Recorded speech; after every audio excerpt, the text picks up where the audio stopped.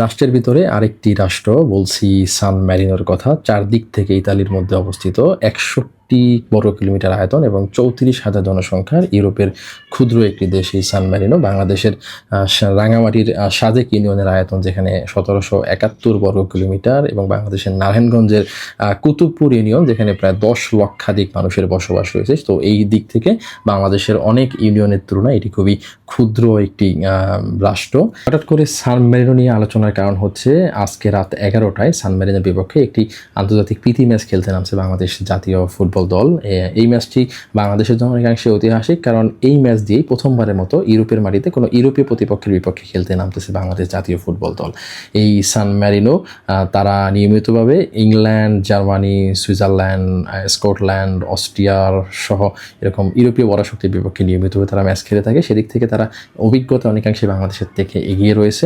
তবে আমরা কিছু পরিসংখ্যান দিয়ে বোঝার চেষ্টা করব এই সান ম্যারিনো কত বড় ইউরোপীয় পরাশক্তি। 1990 সাল থেকে আন্তর্জাতিক ম্যাচ খেলতে থাকা সান ম্যারিনো 228টি আন্তর্জাতিক ম্যাচ খেলেছে এখনো পর্যন্ত। এর মধ্যে 213টি ম্যাচেই তারা পরাজিত হয়েছে এবং এর মধ্যে তাদের জয়ের সংখ্যা মাত্র 3টি। 2004 সালে এসে তারা প্রথম জয়টি পায় লিচেনস্টাইনের বিপক্ষে। এরপরে টানা 20 বছর জয়বঞ্চিত থাকার পরে 2024 সালে এসে তারা তাদের দ্বিতীয় এবং একই বছরে একই প্রতিপক্ষের বিপক্ষে তাদের তৃতীয় জয়টি পায়।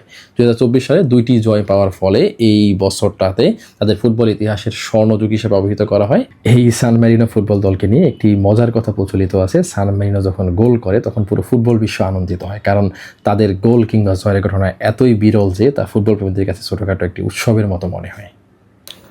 বাংলাদেশ যেমন সান ম্যারিনোর বিপক্ষে ম্যাচ দিয়ে প্রথমবারের মতো কোনো ইউরোপীয় দেশের বিপক্ষে খেলতে নামছে, একই রকমভাবে সান ম্যারিনোর জন্য এটা প্রথম কোনো এশিয়ান দেশের বিপক্ষে খেলতে নামা। এই সান ম্যারিনোর ঘরের মাঠে ম্যাচ হলেও এই ম্যাচে সান ম্যারিনো কতটা হোম অ্যাডভান্টেজ পাবে সেটা নিয়ে একটা প্রশ্ন থেকে যাচ্ছে, কারণ এই ম্যাচে যতগুলো টিকিট বিক্রি হয়েছে তার অধিকাংশ টিকিটই কিন্তু কিনেছেন ইতালি প্রবাসী বাংলাদেশিরা। সেদিক থেকে বাংলাদেশের জন্য এটা মনে হতে পারে যে তারা কোনো নিজেদের ঘরের মাঠে খেলতে নামছে। তবে সান ম্যারিনো এগিয়ে থাকবে অভিজ্ঞতার দিক থেকে। তারা নিয়মিতভাবে ইউরোপের বড় বড় দলগুলোর বিপক্ষে খেলে থাকে, যদিও এই অভিজ্ঞতা তাদের জন্য খুব একটা সুখকর না। নিয়মিত ম্যাচগুলোতে তারা ভুরি ভুরি গোল হজম করে থাকে।